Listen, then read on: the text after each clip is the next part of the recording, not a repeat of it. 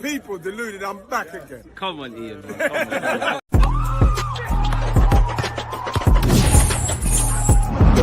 You always just have to run back. I think like.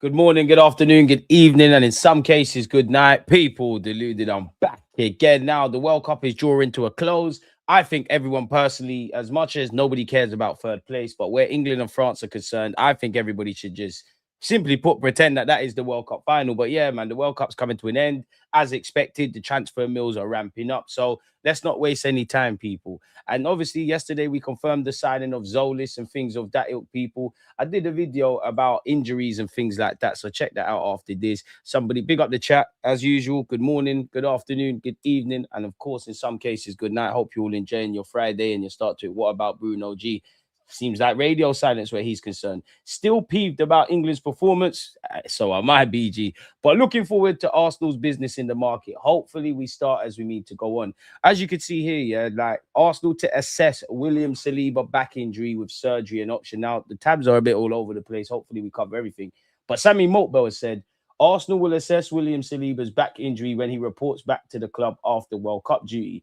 The France centre-back has been dogged by a back issue for several weeks and carried the problem into the World Cup. The issue appeared to be exacerbated during France's semi-final loss to Spain when he was forced off after just 30 minutes. Surgery is among the options that will be considered by the Gunners, naturally, when he returns to London, though an operation would probably require a long-term layoff. I mean, if it puts this to bed, then we're going to have to eat that 4 or 5 months because he's got a 5-year contract. And in the grand scheme of things, what is 4 or 5 months in a 5-year deal? And again, we knew he was playing a dangerous game. You know, again, I don't want to keep saying the same things. I probably said them across several videos, but player welfare, in my opinion, should be the biggest priority. There's more games, there's more minutes in the legs. Everybody ran themselves into the ground. Everyone put their bodies on the line for our football club. Naturally, Saliba doesn't want to miss out on the World Cup. And you can say you're disappointed, but you're probably not surprised, God forbid. But with what you're seeing with Saliba, with what you've seen with Saka, with what you're seeing with Declan Rice, and there's many other examples of Gabriel Magalhaes and Kai Havertz, are the ones that jump out to me last season, people. Naturally, surgery is going to be among the options. You'd imagine it's last resort, but if it's necessary, it's necessary. You know me, people. In life, I believe in hoping for the best and preparing for the worst. So, yeah, the 25-year-old made 50 appearances in all comps for Arsenal last season as they ended a 22-year wait to win the Premier League and reach the Champions League final. Saliba earlier in the World Cup said, I've had some niggles for several months. Now, the back is what's going to be the talking points, but I think all of us remember he's had some ankle knocks this season as well, people. He has been playing with a fractured back. It's well documented that he's been playing with painkillers. Declan Rice, Declan twice the same. And there's probably a bunch of other players, not just at our football club, but elsewhere. He said, I've been gritting my teeth because there was the Champions League and the Premier League. The World Cup comes around once every 4 years, so you've got to grit your teeth. So this was what, you know, as much as we can criticize potentially Mikel Arteta and the medical staff, obviously the France staff, the player as well. Like, I would do the same thing. Put yourself in Saliba's shoes. You know your back is killing you, but you know your team needs you because you want to win a Premier League title. You've done that. You've got a Champions League final. You want to play in that. The World Cup comes every 4 years. You are going to put your body on the line. And when that injury happened, France were a goal down. You know, you're in the semi-finals. Saliba's not going to want to come off unless it's peak. Now, my hope is the first little... Obviously, regardless, we have to address this because even if this wasn't a talking point, Saliba's still got some level of a back injury that needs to be addressed. The one thing I would say is I do think people and players, they know their bodies. You know when you can't continue. So that can cause for concern. Maybe, you know, Saliba's gone there with Arsenal's blessing and obviously with France's blessing. The minute you feel that you can't continue, let us know. Prevention better than cure. I guess we won't know until we know, innit?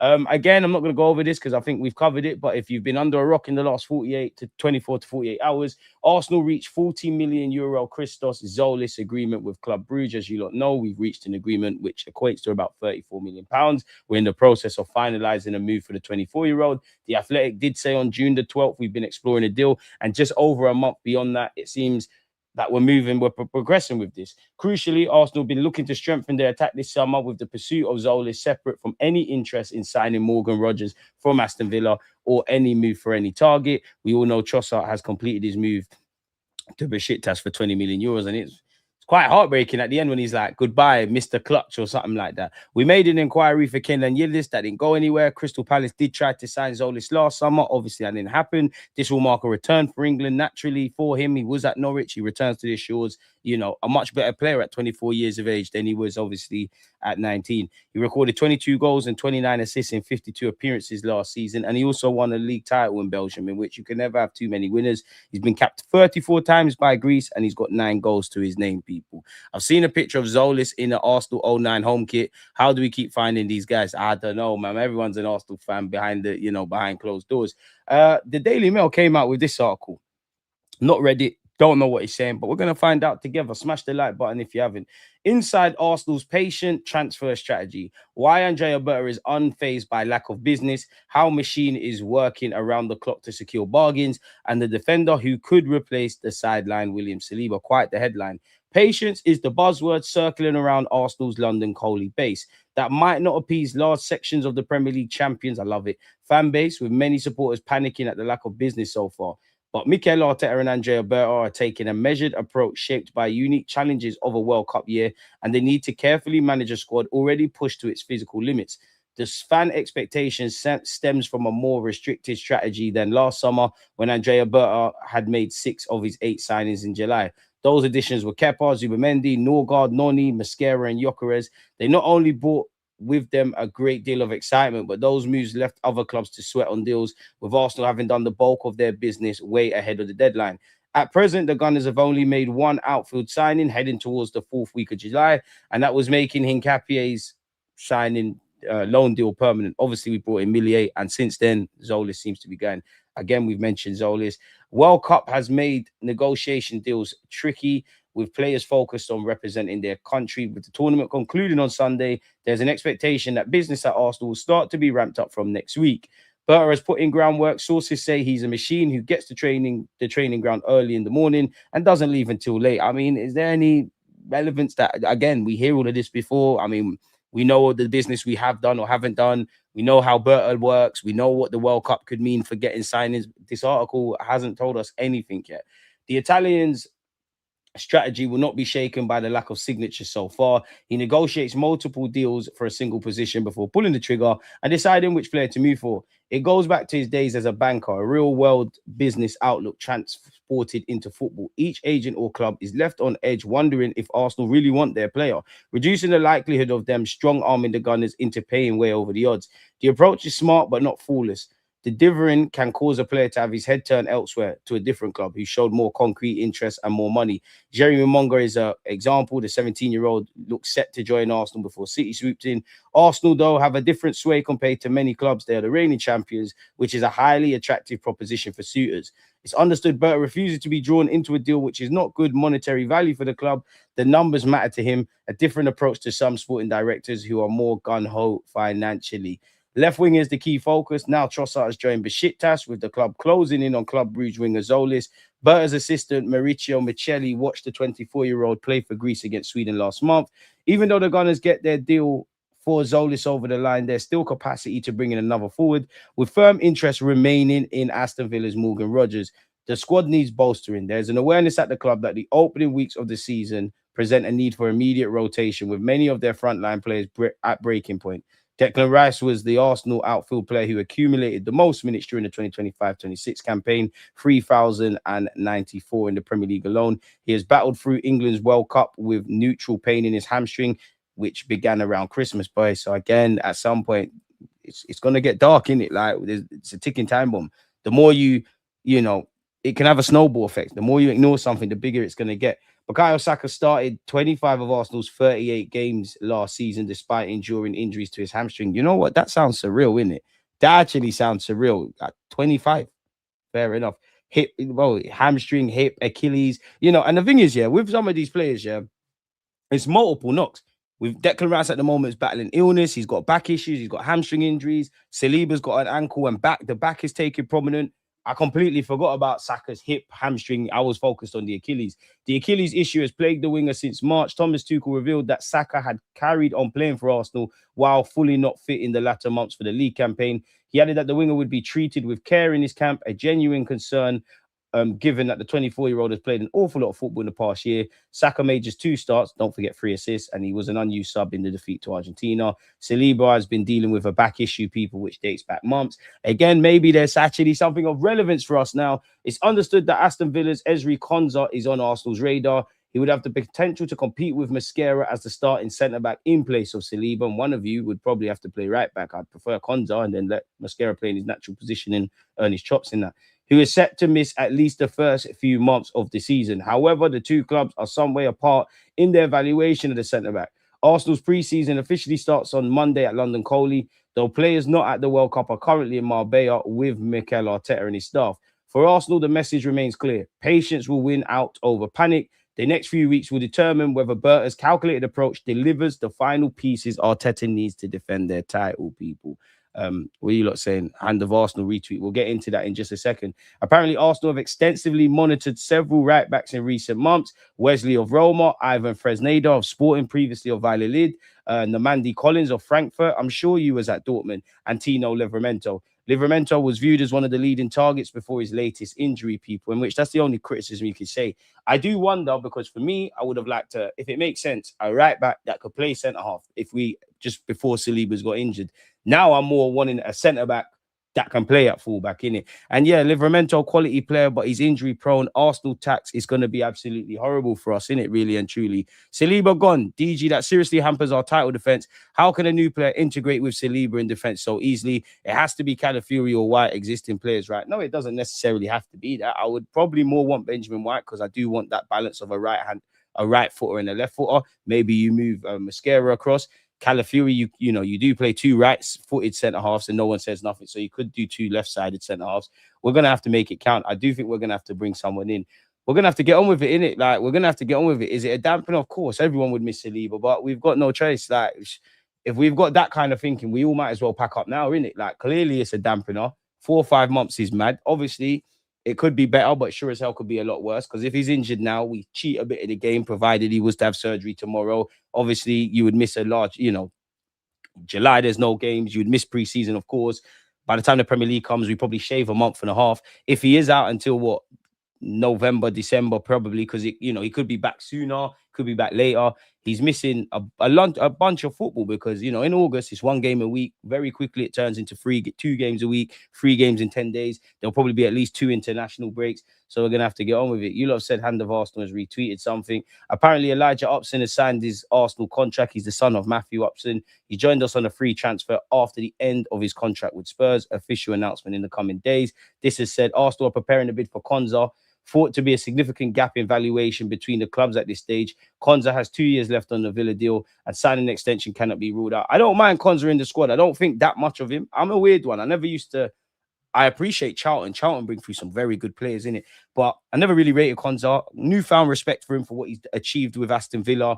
Still don't think he's really that good, if I'm honest, but in terms of having you in the squad, competing, the amount of games, Saliba's absence, we could do a lot worse than a 27, 28-year-old England international that's got 2 years left on his deal. Who, the big attraction for me, I know we're focusing on Saliba and obviously centre-half. The big attraction for me is actually Konsa's ability to play right-back because, Saliba's the new one, but Magalhaes has been through the wars. Hincapié and Calafiori pick up knocks. If we're looking through our back line and talking about injuries, it probably is Benjamin White and Timber together, innit? You do have a young Marley Salmon. Obviously, we need to slow cook him and things like that. He is an option, and you'd imagine he'd be on the bench, but that's very different with throwing him in the mix because, again, you're going to have to allow these young centre-halves to make mistakes. Way before you saw Gabriel and Saliba be what they are now, they have to get destroyed by defenders and things. And I'm not saying you say this, but I think a lot of fans, they like to have their cake and eat it. They call for young players. And when the young players, the biggest thing for young players is adding consistency. So there'll be times Marley Salmon looks good. Obviously, times he looks overawed. I'm a big fan of, like how Wenger with attackers, he used to, you might be a creative player, but he'll put you out wide.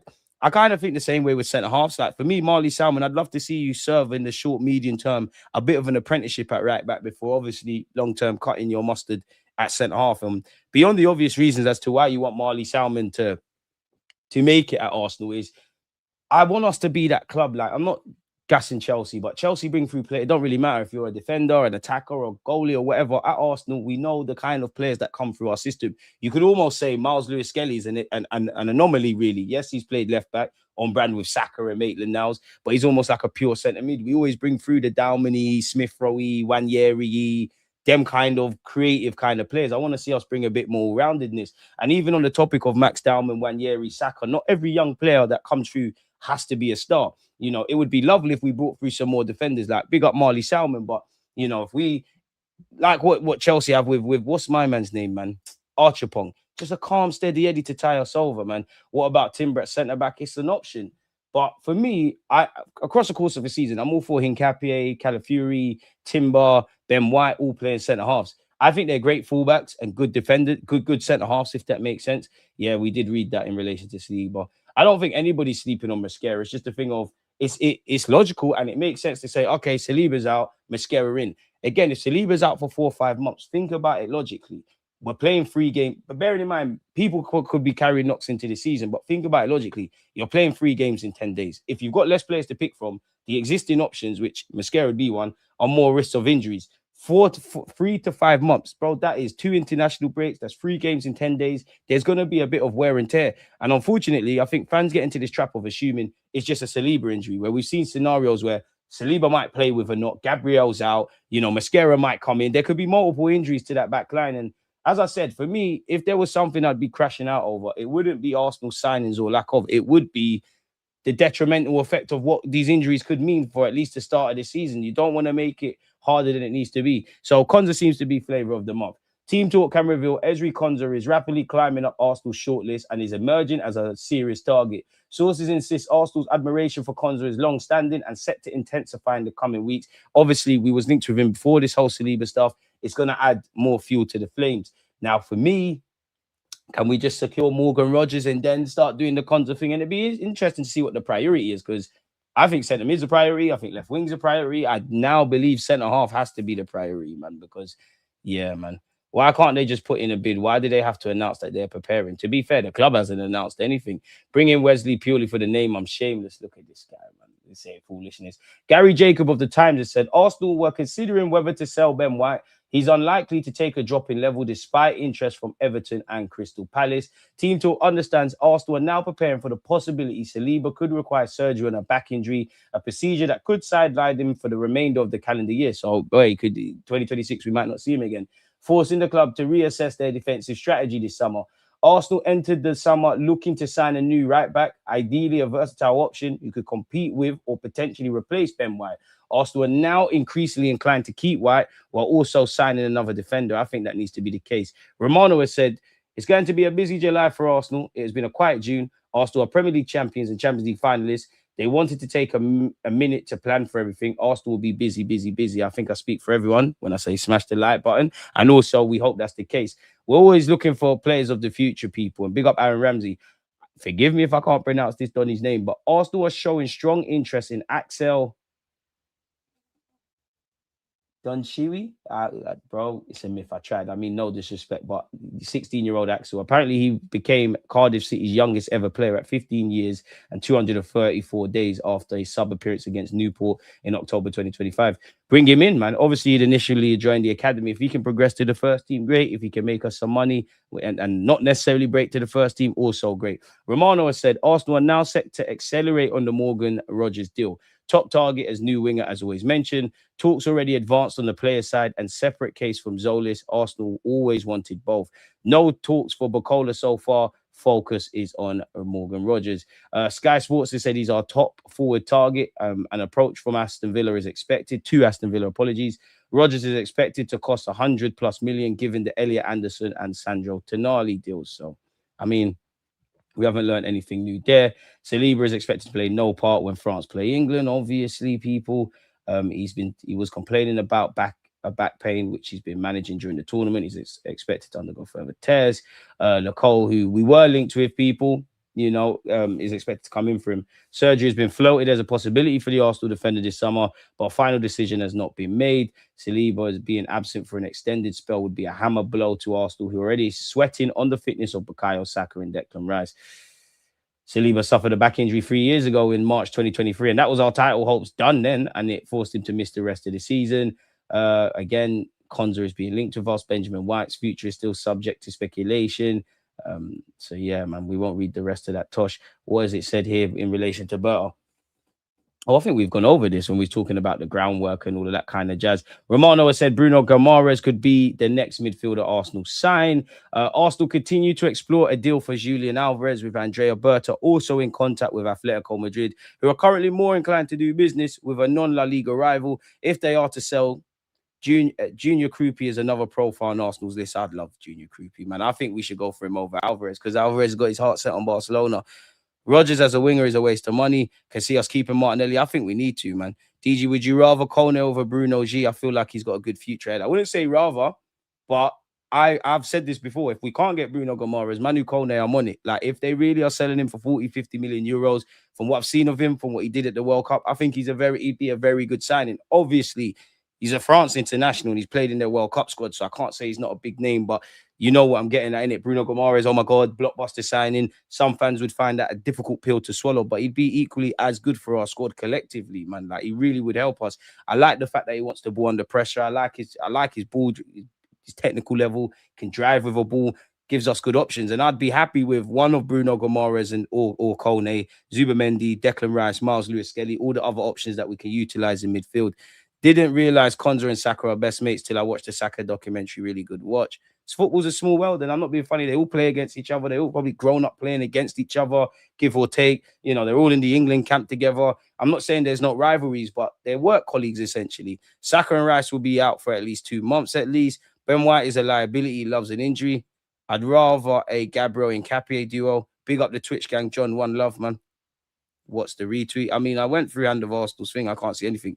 If we don't get Bruno G or Kone, what is Berta doing? If we don't get either one, as I say, names are one thing, and I'm allowed, like you, are allowed to be disappointed. But profiles, don't let the window end, and you haven't got someone that can play as a 6 or an 8 like Bruno. You haven't got, you know, whatever you would deem Morgan Rogers over as, or, you know, a defensive profile. Make sure we address these areas come the end of the window. As much as I want level raisers and household names, I want creepy, man. DG, if we couldn't get Bruno G, would you take Belemba? I would, but I'm not as keen on Belemba as some people, man. I think there's still little things to iron out in this game, and Brighton are going to make you pay an arm and a leg. I don't think it's worth it. What's Arteta's obsession with English players? Is he really obsessed? If anything, he signs bare Spanish dons. Don't really care what nationality the players are, just as long as it makes sense, people. The buzzword circulating around Arsenal's training ground is patience. We've said this before, innit? We went over an article, so I might as well continue. The World Cup has made negotiating deals tricky, but with the tournament concluding on Sunday, there's an expectation that business at Arsenal will ramp up in the next week. It needs to ramp up in the next week. Arsenal have not ruled out selling Gabriel Martinelli this summer. I don't know how quick Zolis is, and I like Morgan Rogers, but I think you need to at least keep Martinelli for a season. I'm not saying I love Martinelli, as you don't know, but I'm not even saying this as one of them guys about, oh, yeah, Arteta's not profiling him right and all of that. I accept Martinelli for what he is and isn't. 2022-23 is a far cry away. I've gone past hoping the penny drops in terms of potential. So I say that to say this. I look at you as a tool in the toolbox. And this tells you everything. We're in very scary territory when we talk about, you know, it's in his case, an inside forward. We only want to hear about goals and assists, what he can do defensively. I look at him as a tool in the toolbox, like the consistency, the decision making, all of that kind of stuff. I accept him for what he is, but I think you need that pace in the squad. He does have that knack of getting good big goals in that, but I think Martinelli has to stay. I'm not necessarily convinced with Rodgers and Zolis as our left wing options. You keep Martinelli. I'm not necessarily saying he adds to it, but we can maneuver through a 50-odd game calendar. You know, there's people in this squad that I wouldn't say are must-sells, but Kai Havertz, Martinelli, Odegaard. Kai Havertz has probably been the most useful of all of them in the last couple of years. But these are players I'd be interested to move away from, because the way we're going and our strongest 11, they probably shouldn't be on it. And, you know, like I said, with Martinelli, I'm talking about him going backwards. I love Martin Odegaard. I think we need to make him our Bernardo Silva.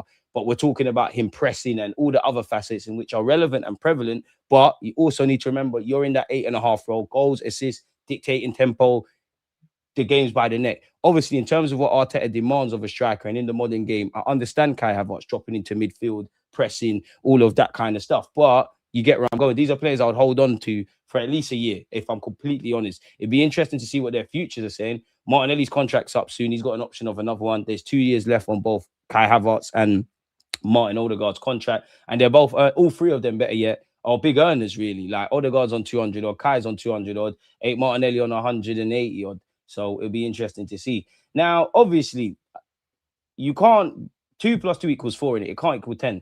But when you look at Aston Villa and the signings they're getting, and obviously where Newcastle will be concerned and midfielders, you're thinking, oh, is that going to be the replacement for Bruno Guimaraes?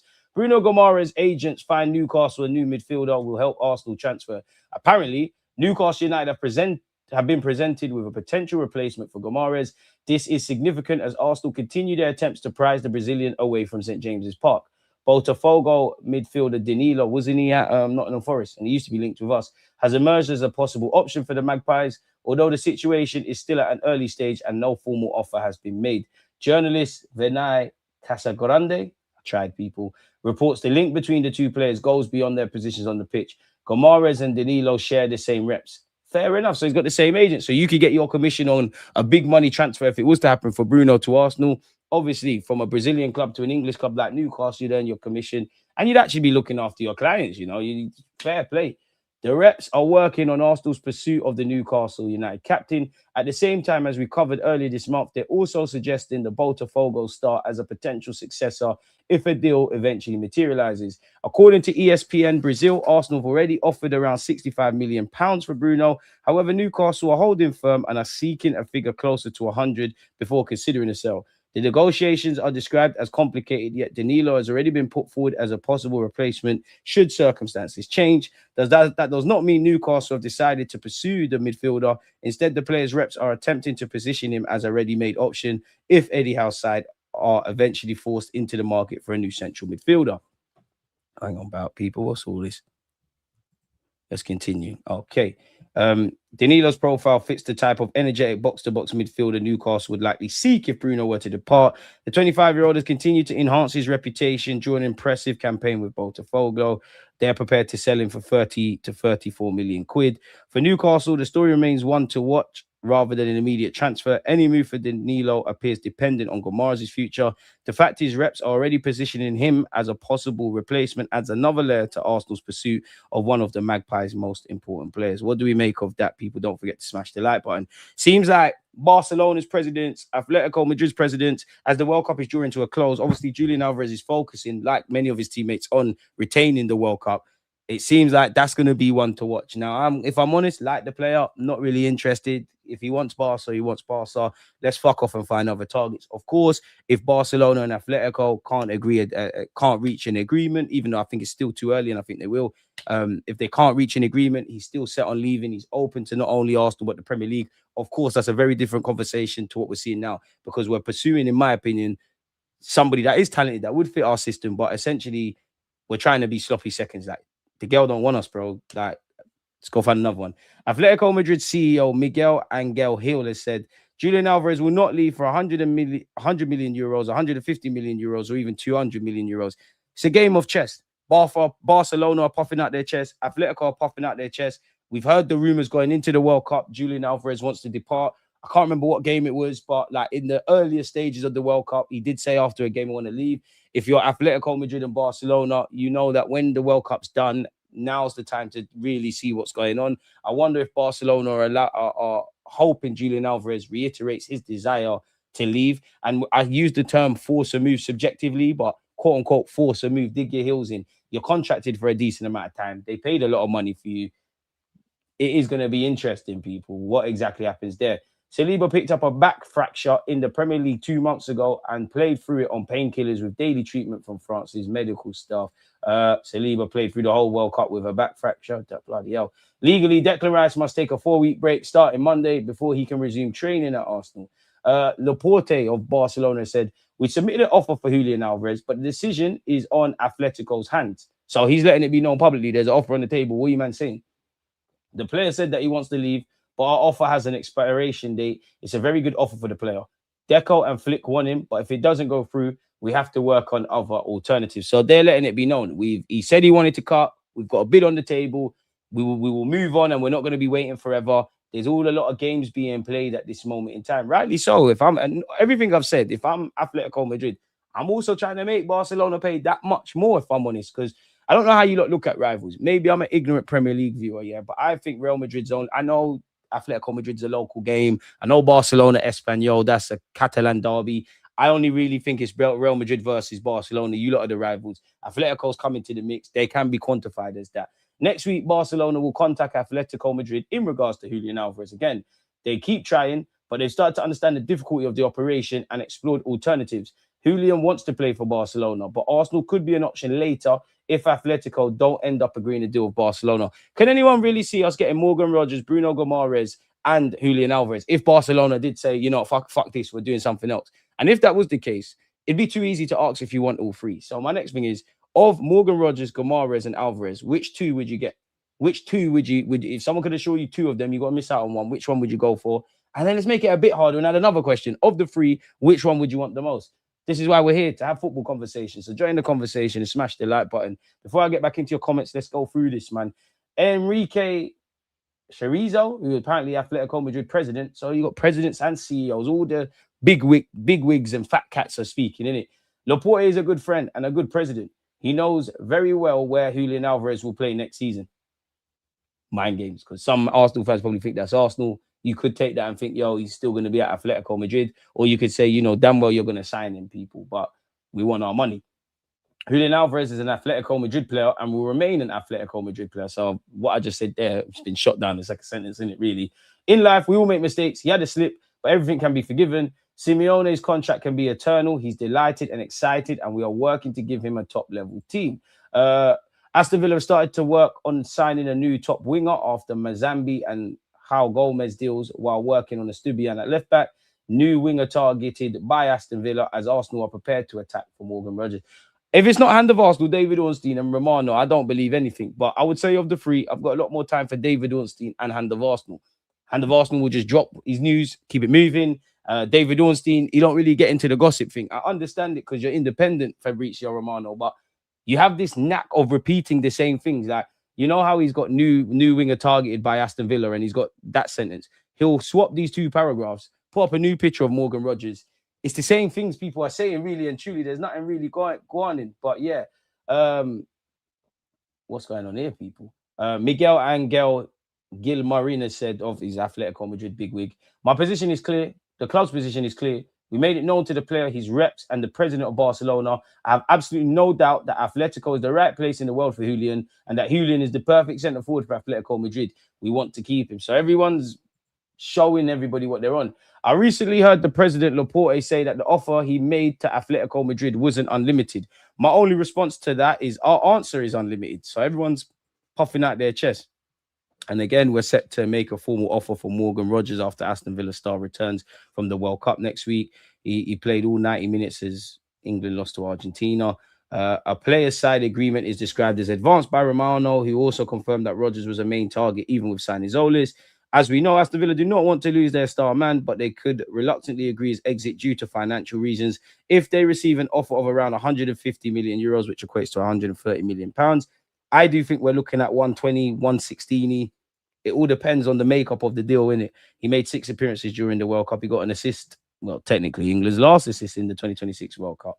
Aston Villa are well aware that Rodgers is keen on a move to Arsenal, and they could be willing to lower their 150 million euros asking price to facilitate an exit for a player who shunned interest last summer to extend his contract with the club. Arsenal will likely pursue a deal for Rodgers before considering a fresh approach for Guimaraes, after Newcastle insisted they will not sell their captain for less than 100 million euros. Julian Alvarez, as we've been talking about, is also believed to be high on Arsenal's shortlist, despite the Atletico Madrid star holding out for a move to Barcelona, knowing that the La Liga giants would rather sell to a team outside Spain. What is this? Lille sent Arsenal and City clear Bouaddi transfer message. I just want to see the quotes, man. I never discussed, this is the Lille president, I never discussed figures, but very few clubs can afford a player of Bouaddi's quality. I feel like we've seen this before. When was this article? 17th of July. So this is now. Fair enough. But very few clubs can afford a player of Ayoub's quality who's only 18. What environment would be best for him to continue developing?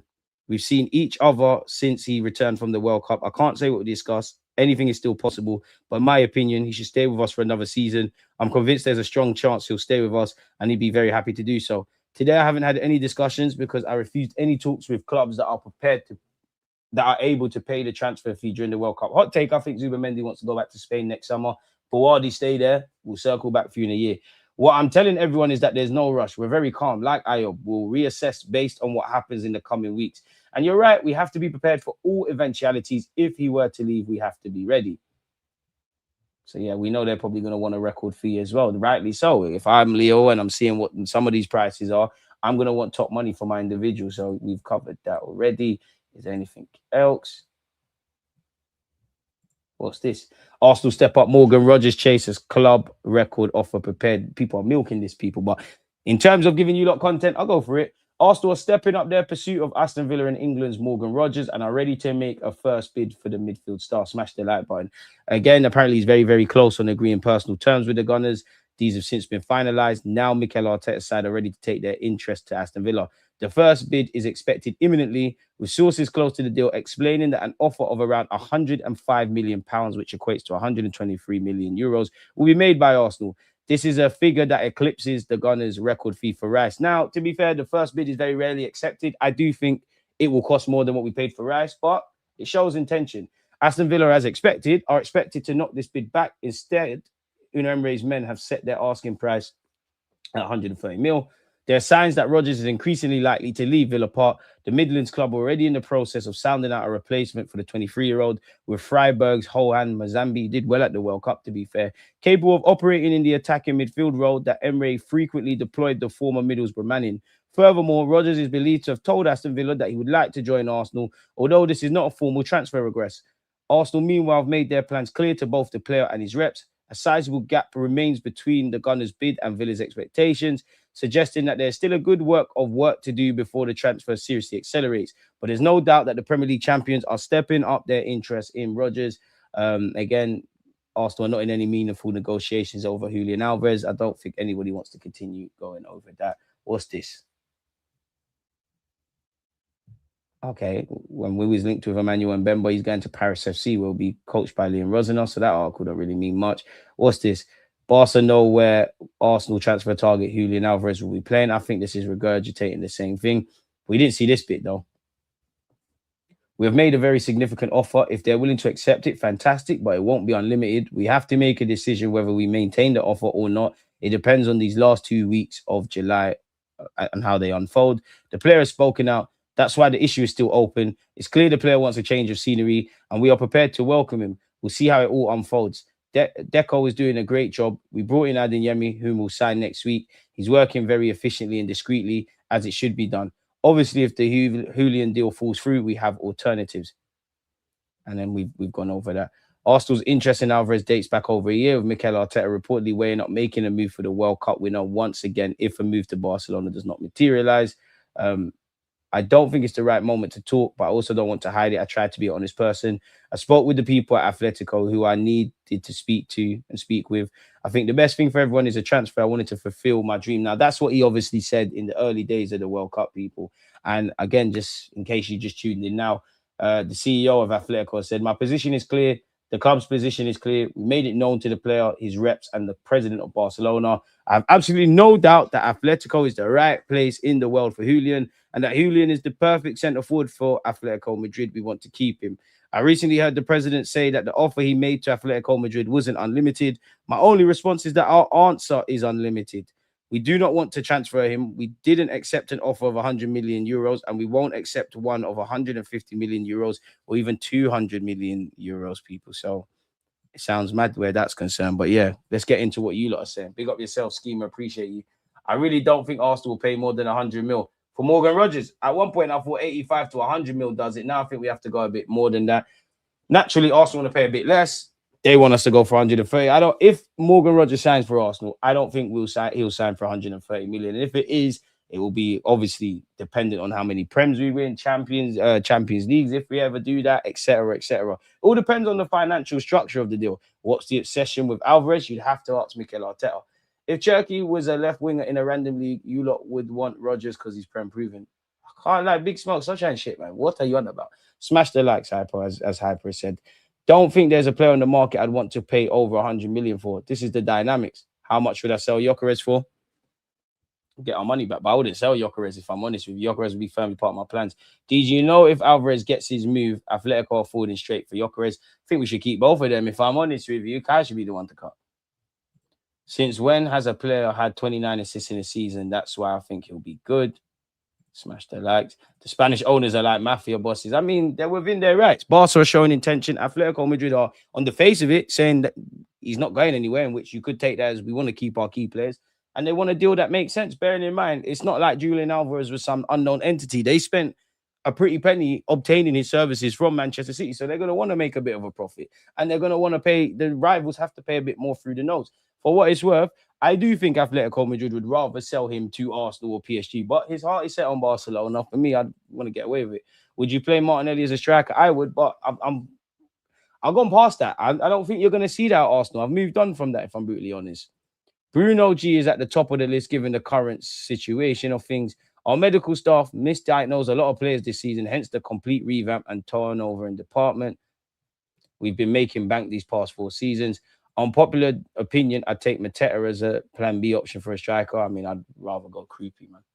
No context. Arsenal and Berta and the scouts do that for us. If you don't believe the transfer team by now, you never will. Alvarez only has eyes on Barca, so we should move on. It's crazy to think about with the amount of money they spend on physios and doctors. DG, hope your summer's going well. Right back at you, Fizzy. United fan here, but Arteta must answer honestly about why Saliba, Rice, Timber are being played way beyond the pain threshold. 200k a week or not, they're human. Facts, if I'm honest. Don't need stats to show how good he's been in the league. Kevin De Bruyne and Trossard come from, so you're talking about Zolis. The way Premiership sides, I think you mean set up against us. We need wingers with more dribbling and passing skills rather than speed. Martinelli's just fast. That's why he's better in Europe. Look at Doku. Zolis looks decent, but not a level raiser. Let's get a real winger. Big up yourself, Razzle. I think Zolis is going to be the gem of the season. 29 assists is a joke. I don't care what league he's in. I mean, he could be the one that over excels because, I mean, let's just assume the summer worked how we all want it. Like, Gomares is in, Rogers is in, Pacola is in, Alvarez is in. You've got Zolis. Zolis ain't got a name like that, innit?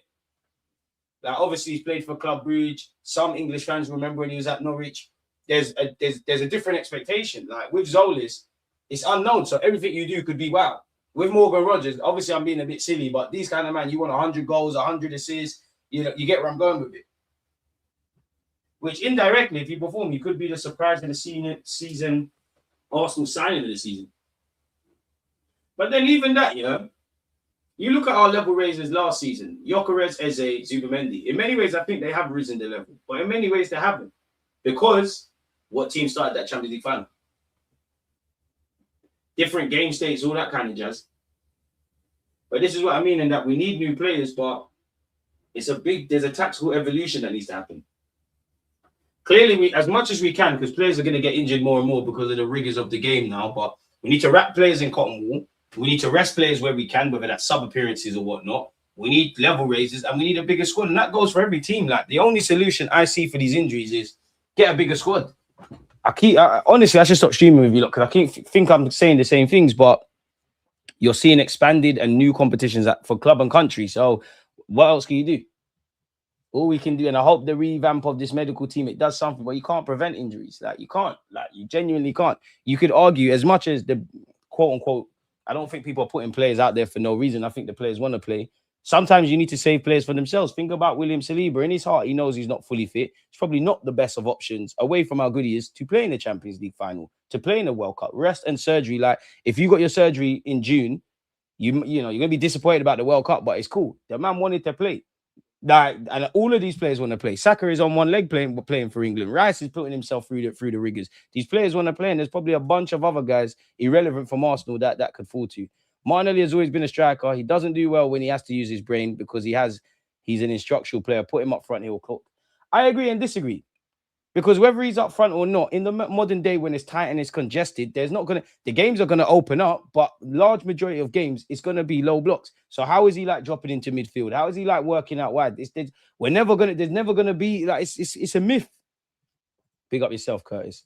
I'll judge the new winger after he plays a number of games for Arsenal. 29 assists is calm, but the Premier League is a different ballgame. There will be an exchange rate. Could Barca pivot to Gyökeres if they can't get Alvarez? Maybe, but I mean, if Gyökeres left, 21 goals in all comps, 14 goals, wearing our number 14, delivered our 14th league title, our 22-year drought, it'd be a success. I think it's sad. We finally got, say you want about Gyökeres, but whether he's a squad player or start, we actually have a goal scorer. Like, we know what he's about.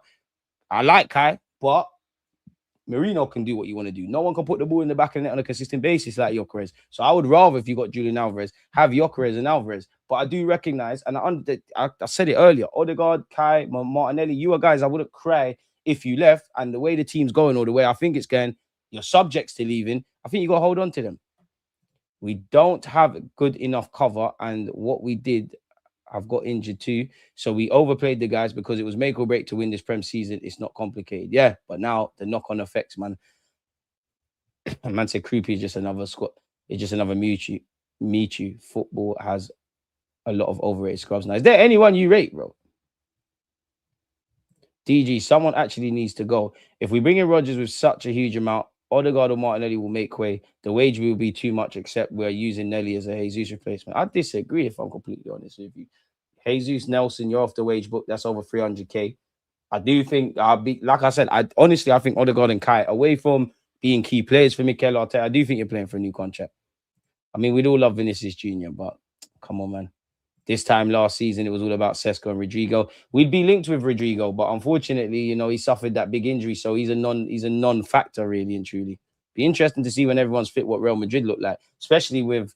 Well, to be fair, you do see a lot of rumors that Elise is going to sign a new contract at Bayern Munich, but in the last 24 hours, it's heavy. He's going Real Madrid. He's communicated on going Real Madrid and going Real Madrid with all them stars. I'd love to see how it works out. And Berta, let's stay attentive because, you know, Vinicius Jr., Endrick, Bellingham, Mbappe, if they did get Elise, you know, and I'm losing count of all the guys at Real Madrid. You can't have them all in it. Like, someone's going to want to cut. Same way we got Alexis Sanchez, similar vein to how we got Alexis and Ozil. Just stay alert to everything that's going on at Real Madrid, man. We need a more technical winger who can dribble and pass more than speed. The way Prem side set up Martinelli is not effective. He's better in Europe. I think the way we played in 2022-23 suited Nelly best, but we moved on from that now, so I'm not sure we'll see the best of him again. As I said earlier, for me, I love Nelly. He's a tool in the toolbox. A part of me thinks if you go somewhere else, the penny might drop and you might start scoring goals and doing everything, whether that's because you've improved or not. Like, the perfect club for Martinelli would be PSG. Do you know how much goals you will score in the French league? As they're resting their key players for their Champions League campaign, you and Bacola would do that. Yeah, man. I just think, as we all know, it's easier to buy Trossard than Martinelli. Martinelli's younger. Obviously, I think Martinelli, we're more using him and then looking at Gordon and all these guys as market value. I think Arsenal would have kept Trossard, but there was a willingness to say, you know what, he's 31, move him on. Stocks high. And I think that from Trossard, I think Trossard wanted to say, but also Trossard thought, you know what, I might be able to get a longer length of contract, which he did, because technically his contract, even though he signed improved terms, it didn't increase his length. He got that at Besiktas. You're living in a great country like Turkey. You're getting more first-team football that you probably wouldn't have got had we have been successful last summer in pursuing a left winger. So it just made sense. He's easier to move on. I do stay at PSG. But fair play. Morgan Rogers and Konza. You're okay, baby, innit? You're not happy about shit. We could sign a prime Pele, you'd be chatting. Look at Doku, he's ripping fullbacks to pieces. He can dribble and create. Now he'll be a gem. Who are you referring to there? Imagine seeing Martinelli in the squad sheet for next season. Lord, hear our cries. Wallahi, I can't take it anymore. You're going to have to take it, man. In reality, we also might need a new right winger also, DG. Noni is not Arsenal level, and we don't know if Saka will get back to his former self, man. I've got no complaints about Saka, man. Just once your ankle and your fucking hip and your Achilles, you'll be back to it. But I do want to arrive in the latter stage. It's weird because we done well last season. Like, it wasn't pretty. You know, I'll give the club there. We got over the line, innit? I do think we got a bit of luck in that the players that were injured, everything kind of came together at the right time in the second half of the season. But when I look at, I know it wasn't at the end of the season, but I look at the cup finals. I look at the League Cup final, and I look at the Champions League. Saka was shit anyways, but it told me two things. It told me a couple of things. Like, we can compete tactically, collectively, like 11 for 11. We can give you a tough day. We can kind of stifle your team. We can focus on our strengths and mitigate against yours. But we need to find a balance of doing that and a bit of individuality and stardust and moments. Like Kvaratskhelia has got bare moments in the last 2 years in the Champions League. He had one in the final, not his best moment, but having a quiet day. Mascara doing all right. One mistake, penalty, the game's changed. The reality happened how the reality happened. So I think we need that. But I also think, and again, injuries are going to happen. We could have all the depth in the world and all of that. Injuries are going to happen. Injuries to footballers are like chefs cutting their hands. But it did make me think in that we're arriving, these 2 cup finals, we're arriving not in the best moment for a lot of players. Like Saka's clearly not fully fit, doing shit anyways, but clearly not fully fit, and we're using you in a final. Gyökeres and Eze more so in the League Cup final, or Gyökeres, there's still a bit of teething problems there. You get where I'm going. I think you need to arrive to them kind of things where your players are confident, they're fit, they're firing, psychologically they're in a good spot. You know, Kazubi, you didn't start the League Cup final, rightly so. Ability, you're cold. Miles Lewis-Skelly mentally is more on it, and I think that them kind of things are learning curves for us beyond the obvious, man. Right wing is a good place to integrate Max Dowman into the team. That's Max Dowman's short, medium term. Long term, he'll play centre mid.